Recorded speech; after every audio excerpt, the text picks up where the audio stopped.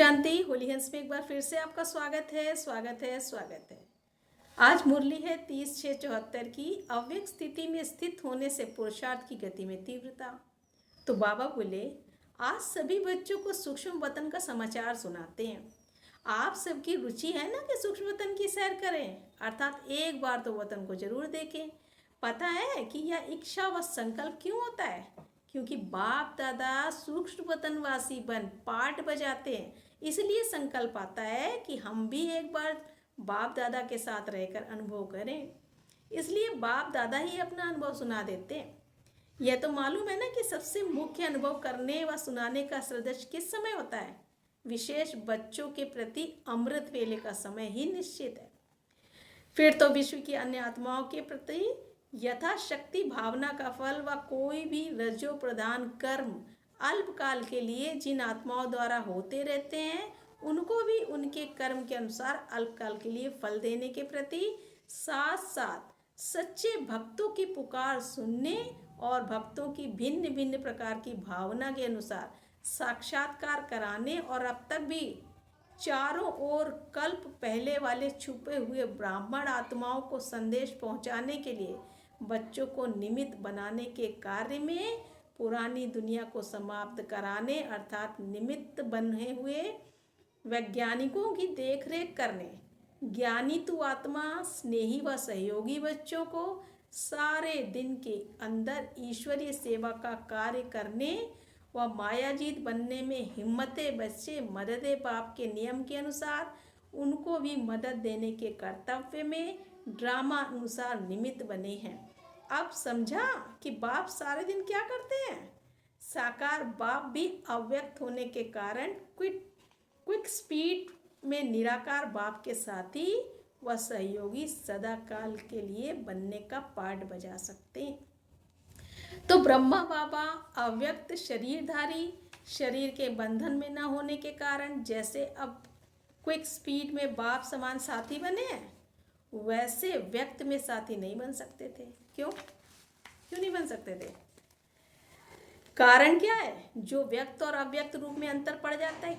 व्यक्त शरीर में फिर भी व्यक्त शरीर के प्रति समय देना पड़ता है और कभी कभी कर्म भोग के प्रति भी अपनी निमित्त सर्व शक्तियों को यूज करना पड़ता है। तो व्यक्त शरीर में स्वयं के प्रति, बच्चों के प्रति और विश्व के प्रति, इन तीनों में ही समय देना पड़ता है। और व्यक्त शरीर होने के कारण व्यक्त साधनों के आधार पर सर्विस करनी पड़ती है, लेकिन अव्यक्त रूप में स्वयं के प्रति भी साधनों का आधार नहीं लेना पड़ता है। इस प्रकार एक तो संपूर्ण होने के नाते संपूर्णता की तीव्र गति है, दूसरा स्वयं पर समय व शक्तियां यूज न करने के कारण सेवा में भी तीव्र गति है, तीसरा विनाशी साधनों का आधार न होने के कारण संकल्प की गति भी तीव्र है। संकल्प द्वारा कहाँ भी पहुँचने और विनाशी शरीर द्वारा कहाँ पहुँचने में समय और शक्ति का कितना अंतर पड़ जाता है। ऐसे ही व्यक्त और अव्यक्त की गति में भी अंतर है। तो साइंस वाले समय और अपनी एनर्जी अर्थात मेहनत को साधनों के विस्तार को सूक्ष्म और शॉर्ट कर रहे हैं। कम से कम 1 सेकंड तक पहुंचने की तीव्र पुरुषार्थ कर रहे हैं और सफलता को पा रहे हैं। जैसे विनाश के अर्थ निमित्त बनी हुई आत्माओं की गति सूक्ष्म और तीव्र होती जा रही है, तो ऐसे ही स्थापना के अर्थ निमित्त बनी हुई आत्माओं की स्थिति और गति भी सूक्ष्म और तीव्र होनी चाहिए ना, तभी तो दोनों कार्य संपन्न होंगे। तो अब व्यक्त शरीर में और अव्यक्त शरीर में अंतर समझा? अव्यक्त होना ड्रामानुसार किस सेवा के निमित्त बना हुआ है? क्या इस रहस्य को समझा? ब्रह्मा का पाठ स्थापना के कार्य में अंत तक नूंदा हुआ है। जब तक स्थापना का कार्य संपन्न नहीं हुआ, तब तक निमित्त बनी हुई आत्मा ब्रह्मा का पाठ समाप्त नहीं होना है, तो वह तब तक दूसरा पाठ नहीं बजा सकते। जगत पिता के नए जगत की रचना संपन्न करने का पाठ ड्रामा में नूंदा हुआ है। मनुष्य सृष्टि की सर्व वंशावली रचने का सिर्फ ब्रह्मा के लिए गायन है, ग्रेट ग्रेट ग्रैंडफादर इसलिए गाया हुआ है।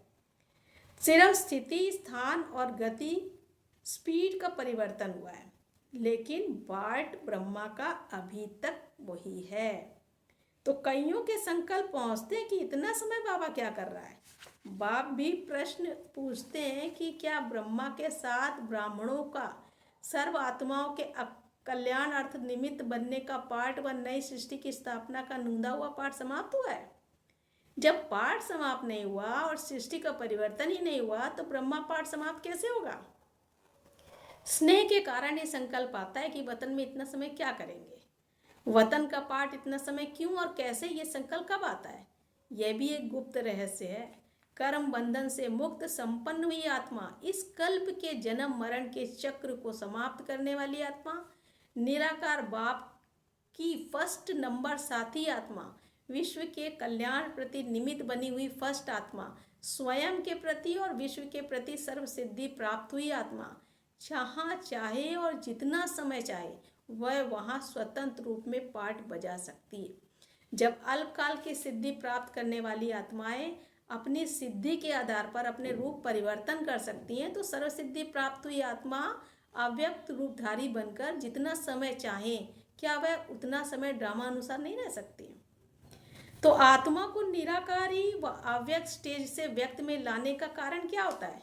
एक कर्मों का बंधन, दूसरा संबंध का बंधन, तीसरा व्यक्त सृष्टि के पाठ का बंधन और देह का बंधन चोला तैयार होता है और आत्मा को पुराने से नए में आकर्षित करता है। तो इन सब बंधनों को सोचो।